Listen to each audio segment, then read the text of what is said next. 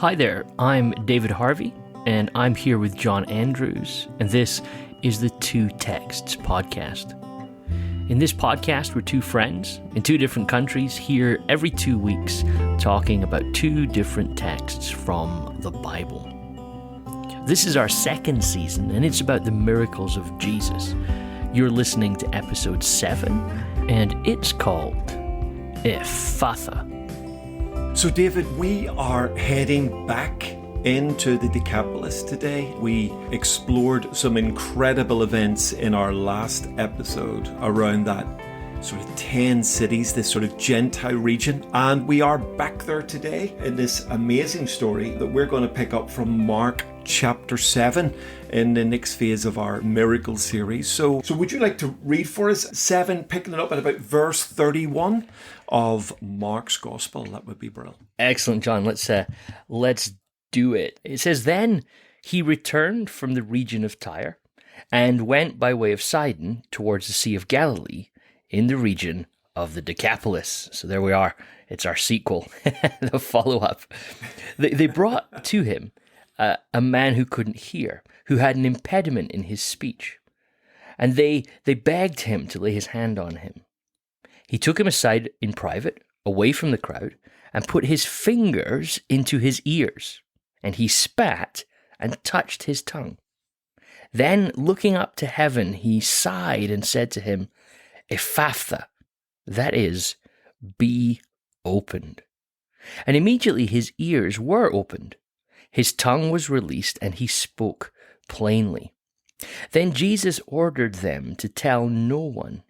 But the more he ordered them, the more zealously they proclaimed it.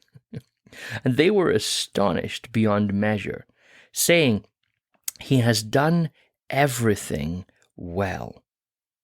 He even makes the deaf to hear, and those who cannot speak to speak." Beautiful. Love that. And of course, as we're jumping in there, David, that's a serious journey. Jesus is. I love the Bible, how it just introduces these immense moments with just a sentence or so.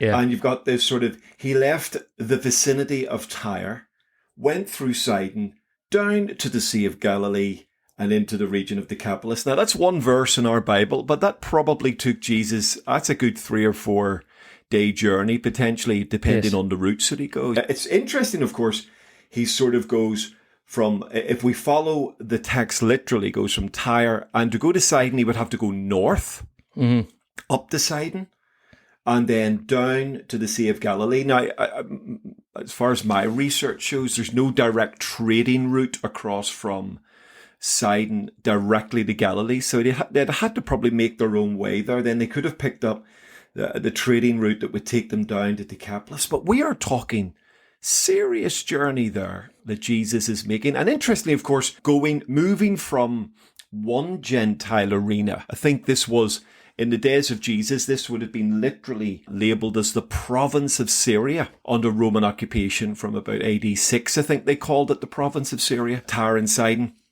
And then all the way down into another Gentile region, the 10 cities, Decapolis, where you've got mostly Gentiles going on. So it's quite a fascinating introduction to our little story, isn't it? Yes, no, it really is. And of course, just we mentioned it just as we began, but just to draw the dots, episode 5, we talked about this story of this man who is possessed by spirits. Jesus sorts that situation out. We don't need to go back through that story. It's there in episode 5 if you want to listen to it. But it's interesting to note that the end of that story involves the people kicking Jesus out from the region, from the Decapolis, and saying, "We don't want you here." And then the man who is left behind, who has been rescued, he then says to Jesus, "Well, let me come with you." Jesus says, No, I don't want you to do that. I want you to stay here and talk about what's happened. So it's really interesting that just relatively a few verses later, 2 chapters, Jesus is back in the same region where they previously kicked him out, but just look at how things have started now. They brought to him this man who can't hear and has some sort of impediment in his speech. So you're seeing Mark's narrative show the progress. And I love that Mark doesn't fill in the blanks for you, but clearly something has happened. The man appears to have done his job. Yeah, and isn't it interesting? I think that link is such a beautiful one to think about, that sort of Mark 5 to Mark 7 link. Absolutely gorgeous there. But also, of course, as we've always tried to do, the stories that go before and sometimes even after our particular passage can be relevant. Of course, in Mark chapter 7, you've got a very, very interesting story of Jesus connecting with a lady from the vicinity of Tyre, and an incredible conversation where you get this sort of climactic type moment where Jesus says, "First let the children eat all they want, for it's right for the children. Is it right for the children's bread to be tossed to their dogs?" And then she says, "Yes, Lord, but even the dogs under the table eat the children's crumbs." And there's an amazing interaction there that she understands what's going on. She understands who he is, and yet she engages by faith, and you get this beautiful dispensing of a miracle for her life. And that's sort of that's the mini climax within that passage as we then push towards this amazing story in the Decapolis. And I love how Mark links those two together. You're moving from one Gentile region to another Gentile region. And if our listeners or the readers are aware of the geography, then you're dealing with two miracles here back to back that are essentially targeted to Gentiles, and Gentiles seem to be getting the benefit from. And I think that's a beautiful nuance sort of within the flow of that passage. I love what you're spotting there, John, but can I zoom out even just a little tiny bit further? This is one of those moments where you zoom out a little bit and then you want to zoom out a little bit more, because I want to notice just Mark 7 as a whole. I can't help but think that Mark is doing something here. So the chapter begins with some scribes and some Pharisees are having a little moan at Jesus, if you could imagine that. And they're concerned because they notice that Jesus, his disciples, when they eat, are not going through what we would call the traditions and the ritual processes in order to prepare themselves for eating. So this is not like them playing the role of the mother saying, "You haven't washed your hands for your supper," but they've not gone through certain traditional purification rites when they sit down to eat. And this is obviously upsetting them. And Mark points this out in verse 3. He's like, Jewish people, don't eat unless they thoroughly wash their hands, observing the traditions of the elders. And a lot of scholars think this is probably an early reference to what we would now call Mishnah, this series of kind of fancies and ways of engaging with the law. So this interaction happens between the Pharisees and Jesus about why do you not do these things? Why do you not engage with the proper traditions? And so Jesus jumps back into Isaiah at that point, doesn't he? And offers this critique, really, that people honor me with their lips, but their hearts are far from me. In vain do they worship me, teaching human precepts as doctrines. I mean, it's a pretty cutting little moment there. I read that, John, as Jesus saying, when the disciples are challenged by how they're purifying their hands before they eat, Jesus is almost kind of pushing them, sort of saying, well, where's that in the Bible? At some sort of level, by choosing this verse, that they've taken the human precept and almost turned it into a piece of doctrine. So then Jesus goes on this very interesting little critique of this, where he basically pulls the disciples aside afterwards, because the disciples are a little confused as to, well, what was that interaction about, Jesus, and what were you actually trying to get at there? And Jesus offers this little insight that he says, it's not what goes into a person from the outside that defiles them, but it's what comes out of the heart. Right? Now, we can jump in and talk about some things about that, John, if you want, but just looking at the moment, just in terms of structure of chapter 7, the irony to me seems very strong, that you get this argument about the minutiae of ritual process within Judaism in the time of Jesus. and the attempt to almost exclude Jesus and his followers because they're not paying attention to the entire sort of little tiny details of things. Then he leaves that region, and now you have two miracle stories that happen to non-Jewish people. Jesus having set up this comment that says, actually, these ritual processes are not what makes you clean, right? It's actually what's going on inside you. And I can't help but notice that Mark goes out of his way to tell us that these are not Jewish. So the woman that comes to him in verse 26, Mark's not happy simply to say she's Greek, right? She's Greek from the region of Syrophoenicia. So it's like Greek's not enough. I'm going to say she's absolutely not a Jewish person here that we're speaking to. And then the next encounter is now we're back in the Decapolis, and Mark knows, you remember that space? They had a lot of pigs, or they used to anyway. So, I mean, do you see that connection, John? Do you think this sort of contrast between the sort of exclusive argument that he has and Jesus reframing that and suggesting this is not how these things work, and then two stories that almost back that up? I do. I think it's a beautiful sort of trajectory of that. And I think you get this lovely juxtaposition between what's clean, what's unclean. Yeah. So in that first story you've alluded to, you've got like, okay, your hands are clean, so that's fine. Just, well, yeah, your hands might be clean, but is your heart clean?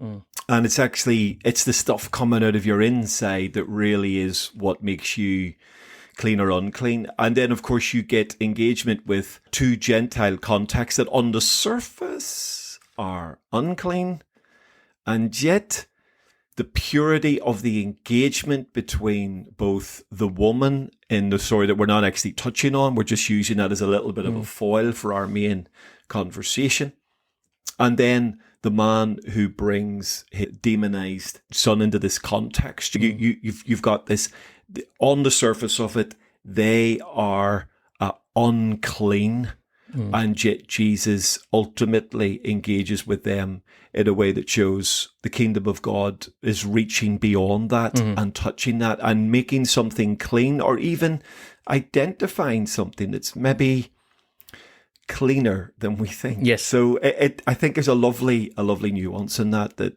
those three fit together really beautifully.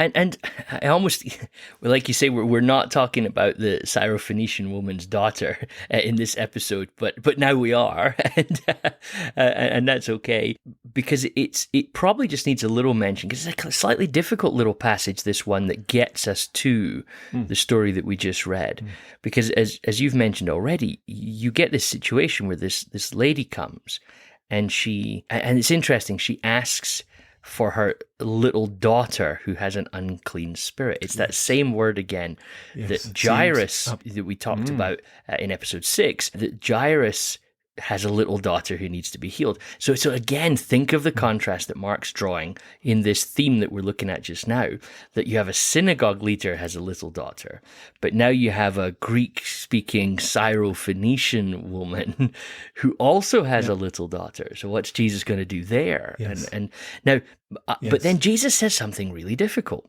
doesn't he? It almost, we won't be the first people to struggle with it. Jesus appears quite harsh here.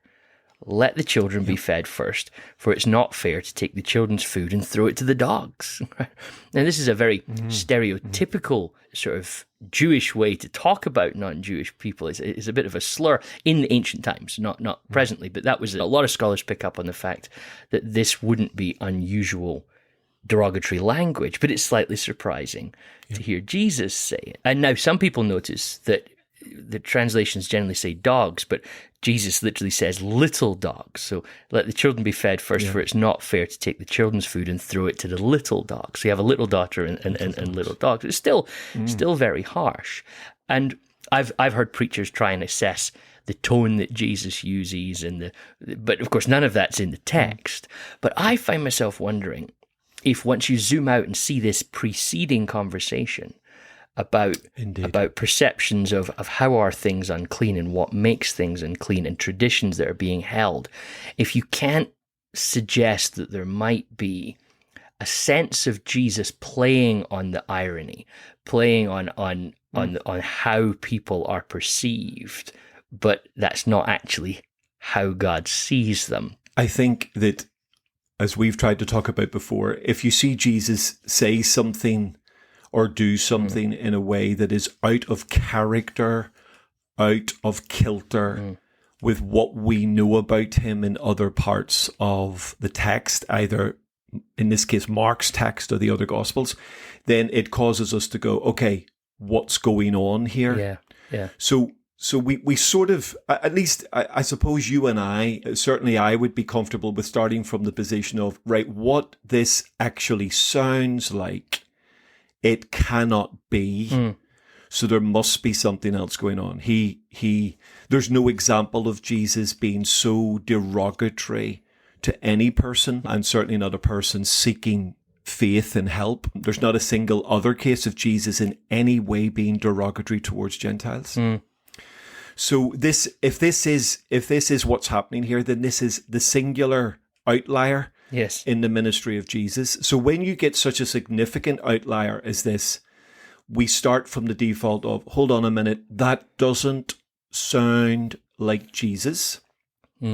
Therefore, is there another explanation? If someone, I've known you for years and years and years, and if someone picked up the phone and said to me, David Harvey has said some stuff about you, my first default reaction would be, that doesn't sound like David. Yeah.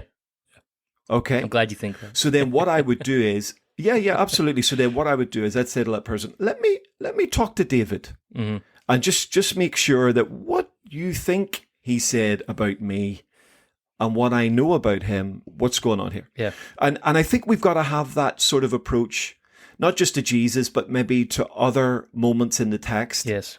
If it looks like an outlier, ask the question, is it an outlier? And therefore, we need to learn something from that. If it's not, then there's something else going on. And then that allows us to take into account the wider context of the passage. It allows us, and isn't it interesting, we've picked up on this before in other miracle stories, that though my version of the Bible describes the woman's daughter's spirit or demon as evil, the text really describes it as unclean. Yes. Again, it's that unclean idea. So you've got this lovely connection Totally. of unclean, clean in the previous conversation, and we're immediately introduced to a woman whose daughter is demonized by something that's unclean. And I think if you're prepared then to see what seems to be an outrageous statement from Jesus, I mean, outrageous, if we take that without taking tone into context, which is difficult to translate, and just taking it on face value, then it really is hard to square that circle. But if you are taking the wide previous conversation, which then Mark dovetails into this, and then you take the very next event of the healing of the man who can't speak and struggle, or can't hear and struggles to speak also, then actually this all makes sense. This is an unclean, clean conversation rather than some sort of almost racial or exclusive sort of bad behavior from Jesus. And I think that helps me to square what seems to be a very difficult circle. And I like to look at this and wonder just about this little dogs, and I don't want to weigh too much on it, but in the physical context of even the event, I love how often you see Jesus do this little invitation to faith. That Jesus just hangs. How do I say this, John? He hangs a carrot, but not in a teasing way. But he leaves the door open just a little jar. Well, let the children be fed first, for it's not fair to take the children's food and throw it to the little dogs. And I wonder if that's just a little crack. If you've been called a dog all your time by a particular group of people, and you then hear somebody say little dogs, it's not right. It's not right to take the children's food and throw it to the puppies. Now look at the lady's response, and again, just to help A lot of translations, I don't know what your translation does, John, but a lot of translations have her reply, sir. But the Greek word behind this is kurios, right, which is the word that we use as Lord. So a lot of the commentators say, oh, well, sir is a valid translation of the word kurios. But so they say, oh, the lady's just being polite really here because she wouldn't recognize Jesus as Lord. And I'm just not convinced that Mark would agree with them on that. Because the interesting thing is, this is the only time in Mark's gospel that sir is used or kurios is used that would seem to potentially not mean Lord.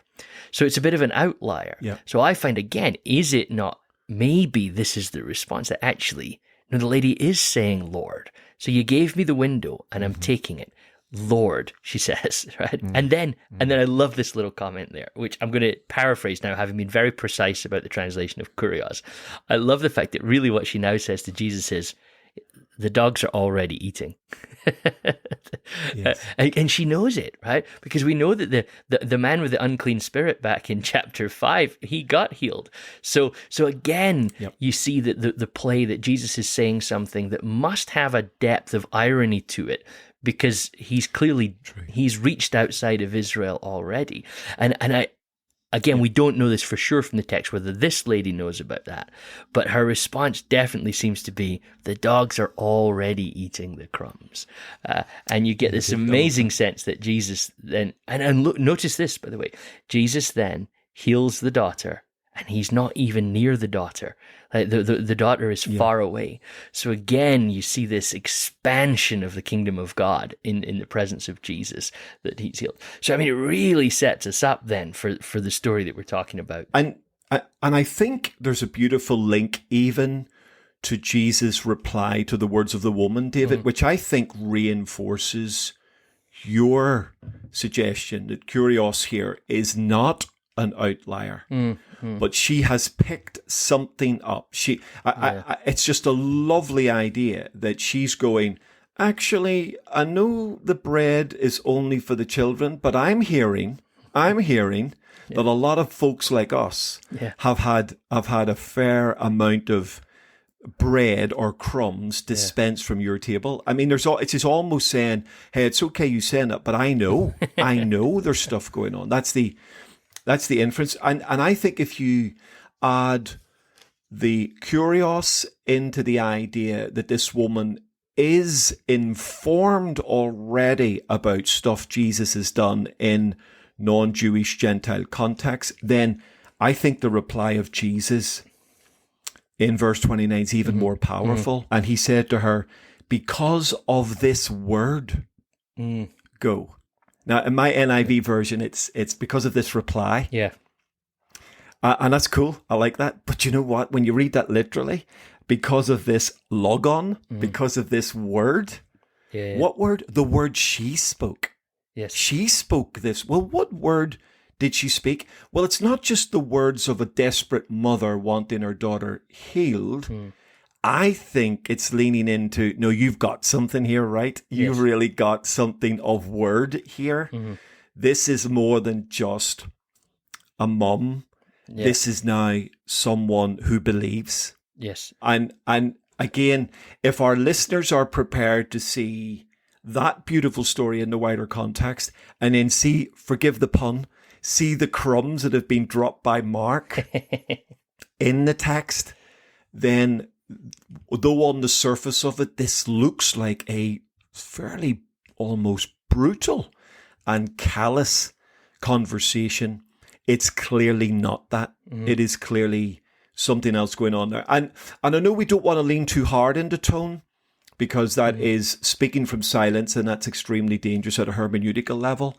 But I cannot help feel that if we were reproducing this story, there would be a tonation here that is much more tender than combative.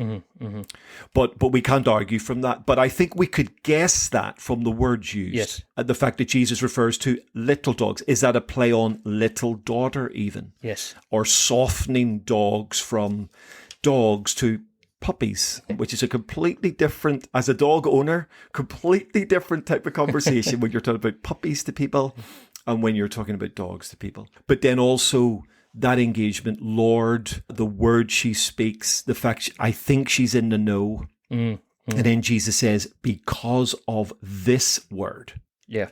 go. Oh, do you know, I just think that's magnificent. And so we've got the juxtaposition to the previous story of these great men who should know the word. Yes. And have somehow got caught up with, well, let's make sure our hands are clean ceremonially. Yeah.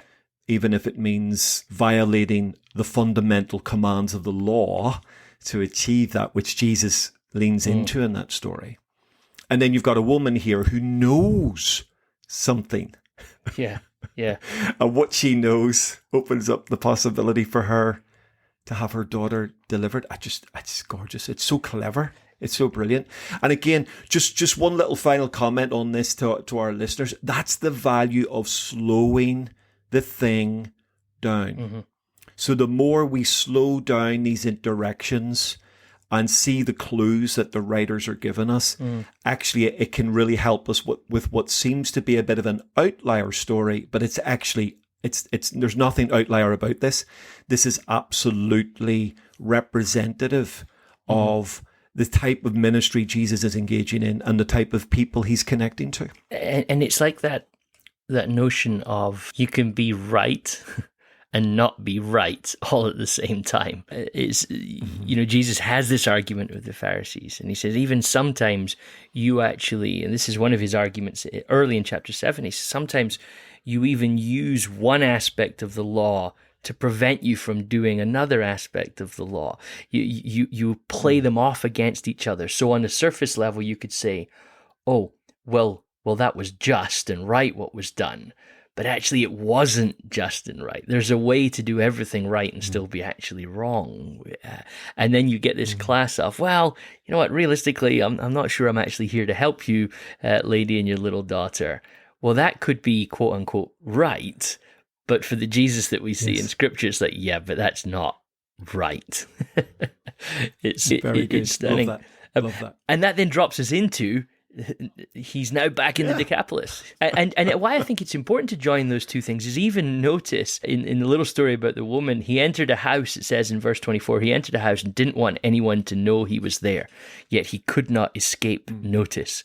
So you're seeing this, we're now at chapter 7, and the word about Jesus is spreading, so much so that Greek-speaking Syrophoenician women are coming to him and saying, Lord, you've got to help me in this situation. So Incredible. Same thing happens again then. So now he comes back through into this region of the Decapolis, and they bring him this man who can't hear and also has an impediment in his speech.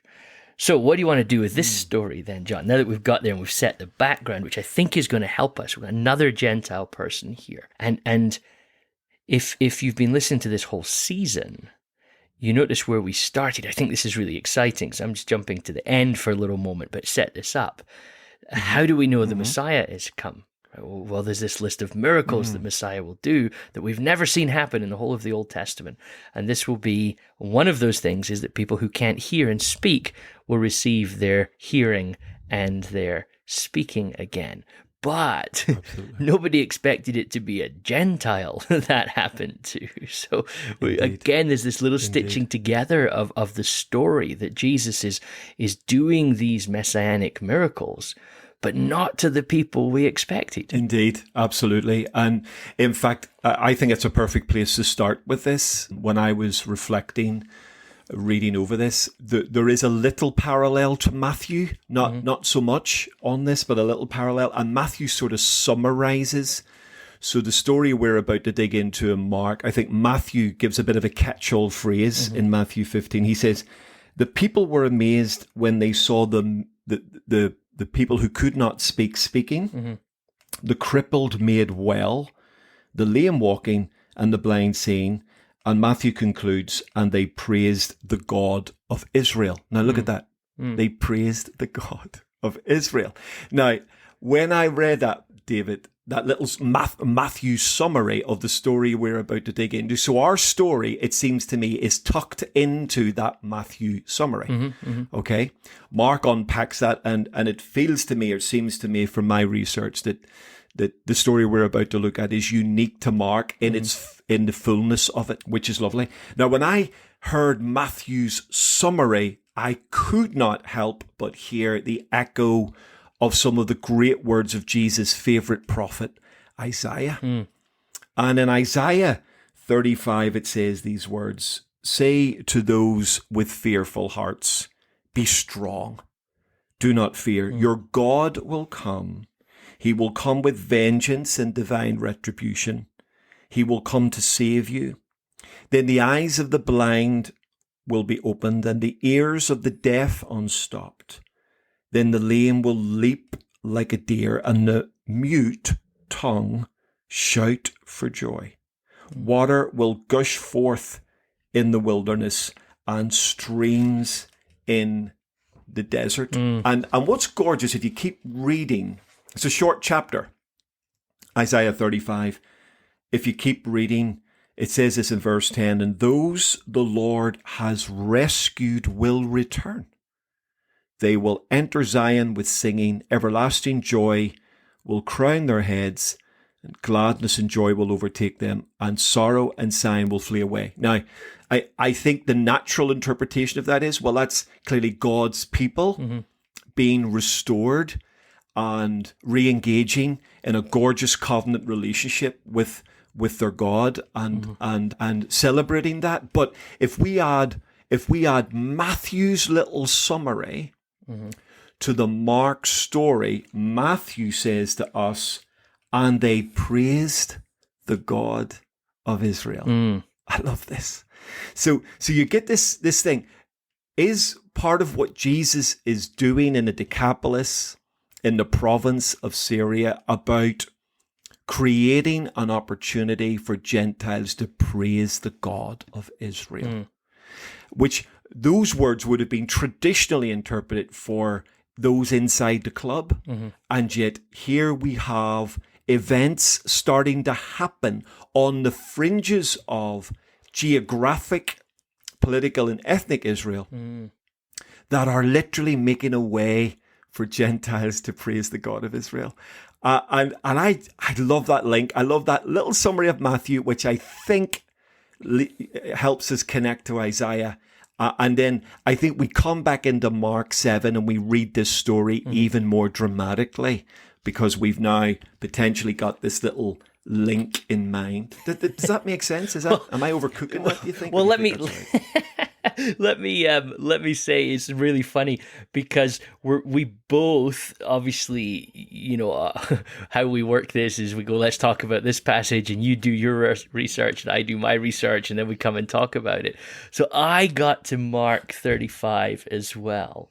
And so this is what I'm having a funny moment here, John, which is probably showing my age, right? But do you remember that TV show Countdown? Do you remember that TV? And so one of the things they used to do on that Countdown show is at one point in the game, they would bring a random series of numbers together. Do you remember this? They'd bring a random series of numbers, and then they'd give you another number, which was the answer. And you had to use all of these numbers to produce this answer. And then they would ask you, and people would say, "Oh yeah, I've done it." And then they would ask you, "Now show me your working." Okay. And they would say, "Well, I did it like this." And then the other person who would have the same answer, but they would say, "Oh no, I did it like this." Well, so what's fascinating is both of us have come to the same point. We've got there very different ways. Okay. So I'm going to now share my point, which will support your point, but have different working, right? Come on. So, at the time of Jesus, across the Jewish community are spread out across the whole of the Roman Empire. And one of the things that this has happened is that Hebrew isn't being spoken all over the place. So you've got a lot of Jewish people now, and particularly Jewish proselytes, who don't speak Hebrew. So the Bible gets translated, the Old Testament, which would be the Bible for them, gets translated into Greek, okay? And and that's called the Septuagint. Now, in Isaiah 35, so I agree with everything you said about Isaiah 35. It definitely seems this is here for the people of God. It's this. There's even this beautiful line in verse 8 about this highway that's called the Holy Way, that the unclean, now think about this, right? The unclean shall not travel on it, okay? So just bear in mind everything we're saying about Mark chapter 7, this discussion about who's clean and who's not clean. Same discussion happens over in Matthew, by the way, in the chapter that you referenced. So there's clearly parallels going on there. So the unclean are not traveling on this pathway. It's for God's people, right? Okay, so bear that in mind. In verse 5 and 6, exactly as you just read, eyes of the blind are opened, the ears of the deaf are unstopped. For those who can't walk, my translation says, they'll leap like a deer, and the tongue of the speechless will sing for joy, right? But the translator of the Septuagint, so the group of whoever it was that translates it from Hebrew to Greek, uses a really unusual Greek word, mogilalon, right?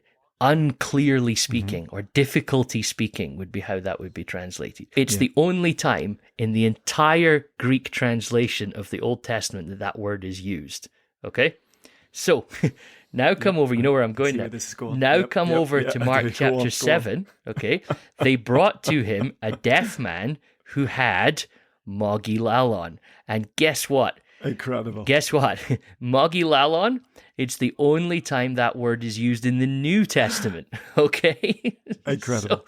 So that's phenomenal. So that's phenomenal. I cannot imagine that it's impossible to draw the link to Isaiah 35 there because it's like it's not a word you hear normally. But you've been raised listening to the reading of Isaiah in Greek all the time. And this passage is a huge passage. It's one that people go to regularly. Yes. It's in the worship. So that word is a trigger. I would bet the house on it, John, that word is a trigger that a person who's familiar with the Greek translation of Isaiah jumps to immediately and says, "Wait a minute, I know what you're doing here." And in Mark, you've had a conversation about who is unclean. And now you can then think about this highway and no unclean shall travel on it. It's as if they've just added some extra lanes to the highway. And the highway is now wider. And so there's a sense the prophetic working out of the Messiah is now being brought in to a wider group of people. Mark 7 is actually making Isaiah 35's point. I mean, so yes, John, I'm totally on board with you, and some. I'm all in. All my cards are on the table.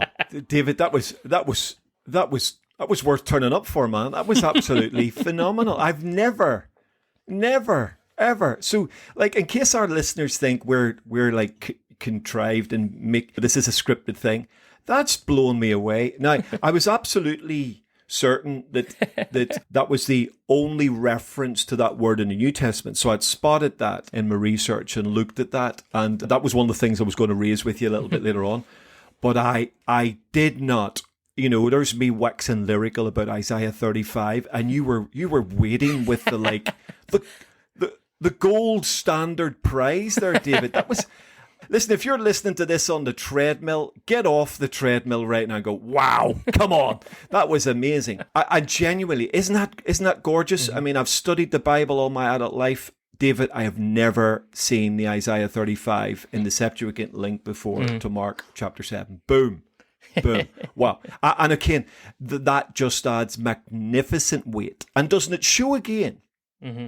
Mark was not random here. This is not just a story, that they are connecting ideas. They are pulling together some magnificent threads from the text of the Tanakh into the life of Jesus. And this is almost, it's too good to be random. It has to be deliberate, and it has to say something deeply powerful. So I love that. So we got to Isaiah 35 completely different ways, but I think it has to be said, ladies and gentlemen, David Harvey definitely got the prize for that one. That was magnificent, mate. I'm rocking on that. I'm writing that down, and I'm having that. That's phenomenal.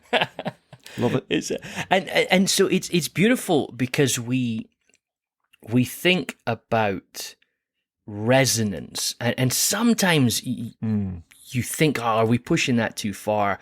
But we all have these. There's moments where, famous movies, for example, that have famous lines in them. You're a movie buff, John. Now that we're starting to be allowed to go back to the movie theaters, those sometimes if you arrive early enough, I imagine you're the type of person that arrives early to the Yes. movie theater, and Yes. and before the trailers, some people might not even know this happens, but before the trailers, they show little trivia questions and there's quotes from movies, and perhaps you've got a friend that likes movies, and they will sometimes quote a famous quote just in normal conversation from a movie, and you go, oh, that's from that movie. And that's the thing that we're talking about here when we do this, that if something's unusual and has a very particular way to phrase it that isn't normally spoken, it does draw your mind to other places.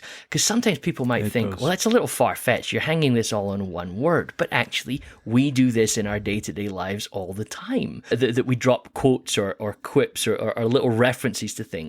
And people laugh. And the moment people laugh, we know, oh, you've got what I'm referring to.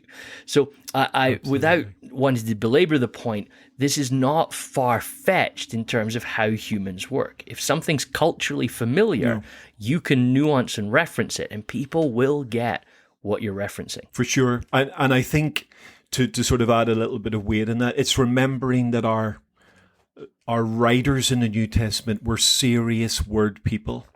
Yes. I mean, these are people who take the written text and even the oral reading of the text and the memorization of the text deeply seriously. So it's hard for us as 21st century Western people, who most of us are suffering from some sort of digital amnesia and information obesity most of the time, because we have so much stuff coming at us that we forget so much stuff, or we don't need to remember so much because we've got access to digital platforms that help us remember.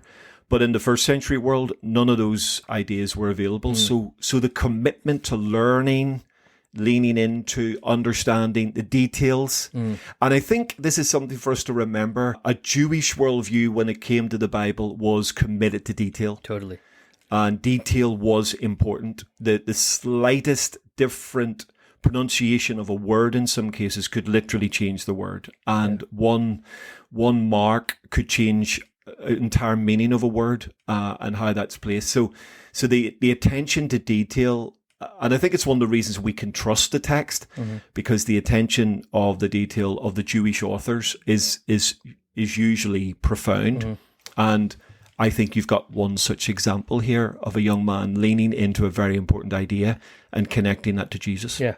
It's just stunning. It's just stunning to think of that, because you start to see why Mark's telling you these particular stories.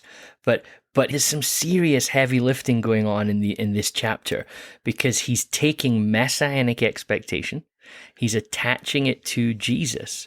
But not only that, he's widening this, to use Isaiah's language, this highway of the Lord. He's widening it to include people that previously would have been thought excluded. And if you think about the way he's put this whole narrative together, we started off with, we're not sure your Jewish disciples are doing things properly when they sit down to eat, Jesus.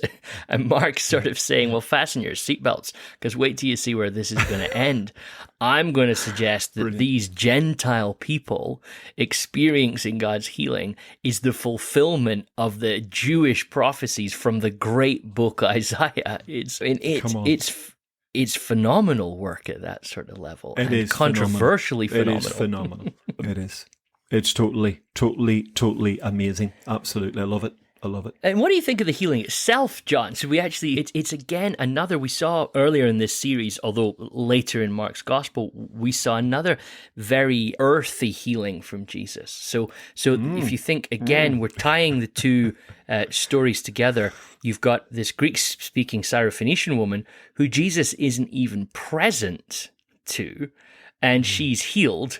But now with this character, Jesus is very present too. Would that be?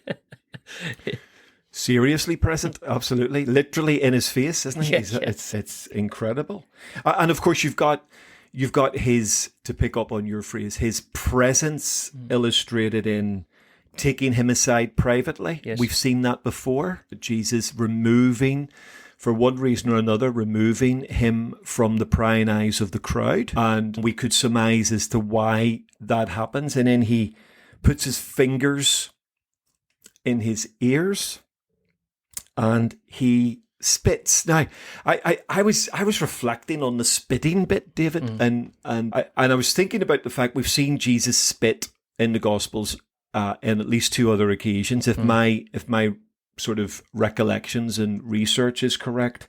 So we've got Jesus in a story we've already dealt with. In fact, one of our podcast titles is "Did he just spit or did he spit?" Or so. I mean, it really is. It's a fantastic episode. I would encourage, if any listeners joining us now for the first time, go back to that one. That is a stunning conversation, and it's well worth your time. It'll blow your brains out. Absolutely fantastic. But of course, you have Jesus there spitting on the person, and we discussed the fact was he literally spitting into empty sockets? There's a phenomenal sort of lovely nuance there. And then in John 9, again, a blind man, interestingly, in John 9, he spits on the ground and makes clay. So we've seen Jesus spit through it. Now, the inference here seems to be, to me, if I understand the reading of this text properly, Jesus is spitting out from, he's not spitting at the man, he's not spitting onto his body, he's not spitting into his face, he's not spitting, he seems to be fingers in the, and it's almost like he's, can I say this carefully? It's like he's getting rid of something without over applying that. So the spitting here doesn't seem to be it doesn't seem to be integral to the actual miracle like the other two. It seems to be almost something expelled from him, which seems potentially to correlate with this deep sigh that he brings to this moment of healing as well. So it's behavior at this moment that we don't seem to see from Jesus in any other place. Fingers in the ears, the spitting out, and then the sigh. And they seem to be deeply intimate, deeply personal, sort of compassionate expressions. There's a sense in which Jesus looks a little like some sort of ancient miracle worker in this, or potions person, right? I'm going to stick my fingers in your ears. I'm going to spit. And you're right, the grammar, the way that Greek is able to structure its grammar, I think you would want to translate, having spat, he then touched his tongue. So you definitely don't want to be reading this as Jesus spitting in the man's face, for sure. That would be spitting. And spitting is, you're right, it has resonances in the ancient context. In fact, you see even Paul talking about how when people saw him, they didn't spit around him. So spitting can often be a way of sort of warding off evil in the ancient world. It can be a way of sort of, there's a lot of things involved in what happens when you spit. What I think is interesting is that, be cautious or don't hear me saying what I'm not trying to say here, but what's interesting is that none of those things heal him, right? So he puts his fingers in his ears, he spits and touches his tongue. Then he looks up to heaven and sighs, but it's when he says, "Be opened."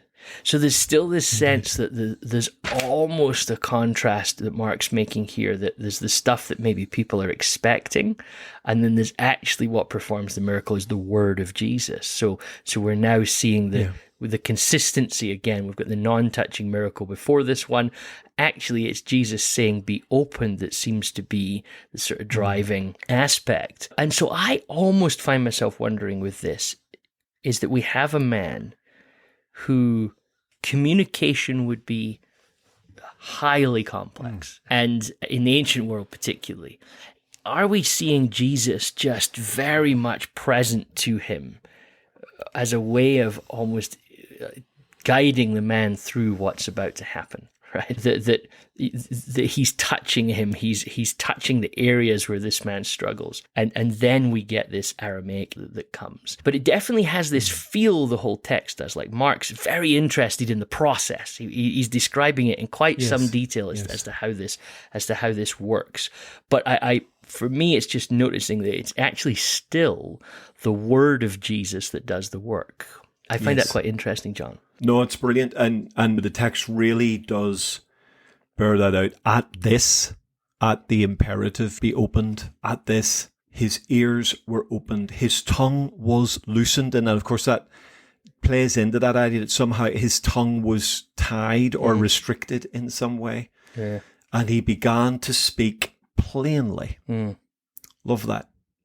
So yeah, it's that word, and we've seen the word release the young woman in the previous story from her demon possession. Yes. And now the word releases this. And in the Gentile context, where perhaps, again, being careful, where perhaps practices of superstition may have been rife, and if you do this, and this, it'll all work out. Here we have two examples of Jesus speaking, and the word itself does its work. I love your suggestion about, is Jesus' physicality in this situation something about being tender to the man, guiding the man through the process, a man who would have felt quite isolated and maybe intimidated by what was going on. The fact that Jesus takes him into a private place to do that, so that there's no interference from the crowd. I do like that idea. I must admit, I'm still not exactly sure why Jesus does those things in terms of fingers in the ear, touching the tongue, spitting. So I'm just going, okay, there's something going on here. I'm still not quite sure I understand why Jesus did all that, because ultimately it's his command that looses the man and brings hearing to his ears. But maybe it is for the benefit of the man.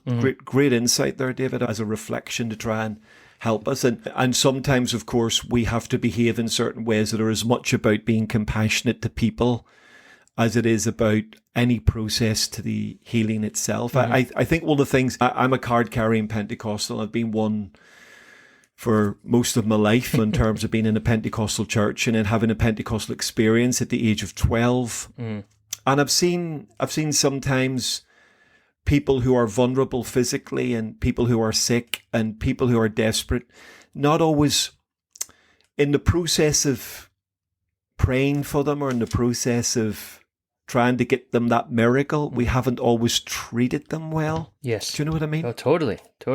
And actually you think, I think we could have probably treated that person a little bit better, or just been a bit more tender there, or a bit more sensitive to them. And I love this idea of Jesus and privacy. I love the fact. Now, it could be to do with he doesn't want this broadcast, but I do like the fact that this is not a sideshow. Yeah. This is not a performance. This is, I really want this man to be free, and therefore what I'm about to do, I'm going to do privately. So I think there's a lot going on there within the context of this healing that Jesus brings here. It's beautiful. It's interesting what you say, John, as well, about how often the attempts to overanalyze the logics of healing become very damaging to people. I think that we have, because similarly my background and experience is such that I've seen a lot of things that, I think you worded it really well, that just the person who deserves the tenderness doesn't get it. And sometimes even, I've noticed how often we sort of delve down into what we would call theodicy, the defense of God and the defense of how does God exist and love us when there seems to be so much evil around. And I've seen people that are hurting and suffering get dragged into really bad theorizing as to why this is the case. And there's something about how Jesus, doesn't do that in this situation here. But why do I think that's interesting? Again, because the passage started with an analysis of what makes something unclean, what causes the problem. True. And it's interesting. It's simply just interesting to note. You can't build from this, but it's just interesting to note that Jesus doesn't deal in either of the two miracles that follow this with anything to do with the cause. Jesus isn't interested in what caused this sort of thing to happen, which in the ancient world was a hugely fascinating conversation about, well, that again can be quite abusive to the person who is injured, who is suffering.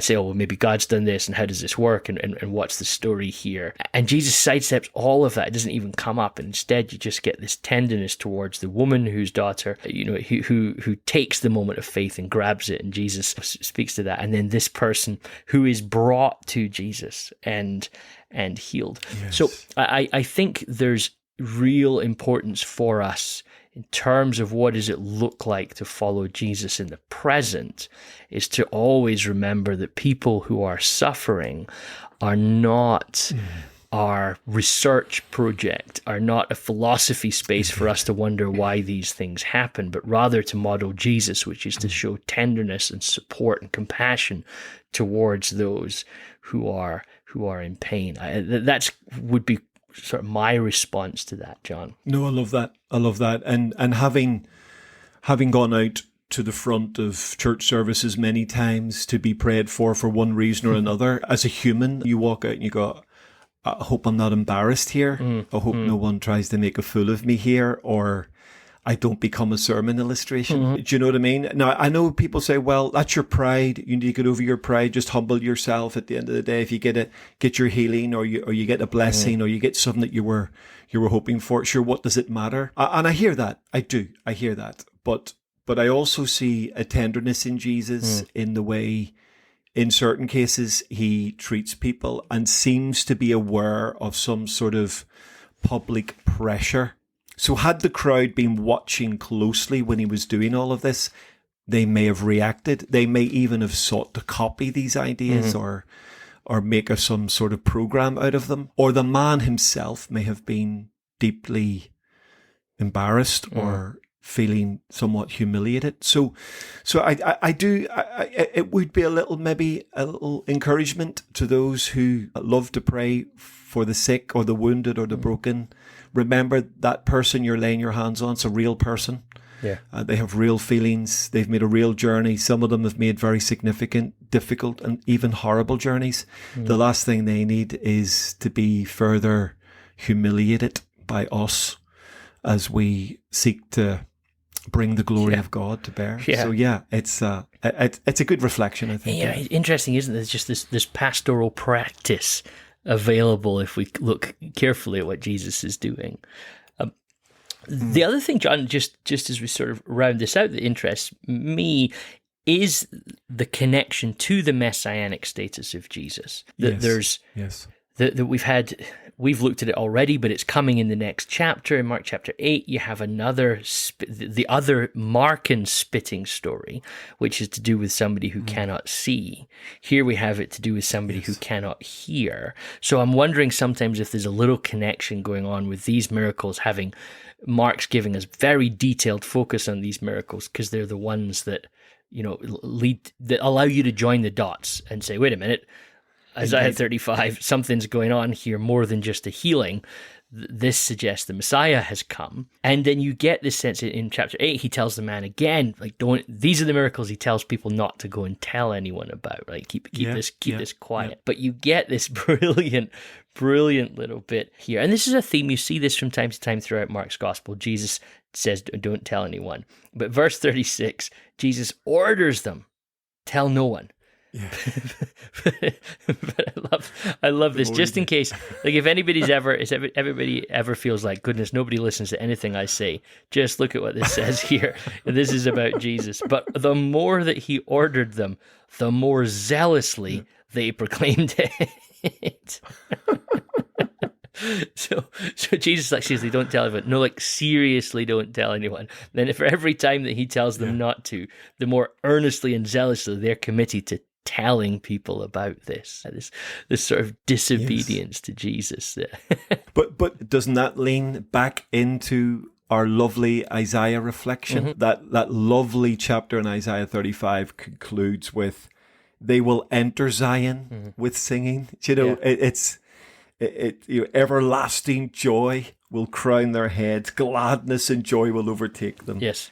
and sorrow and sighing will flee away. And I love that. I love this sense of, well, I know you're telling us to be quiet, but it's really like we can't. That nothing like this has ever happened to us before. And I love the little phrase here in the final verse of our story, verse 37. They say, he has done everything well.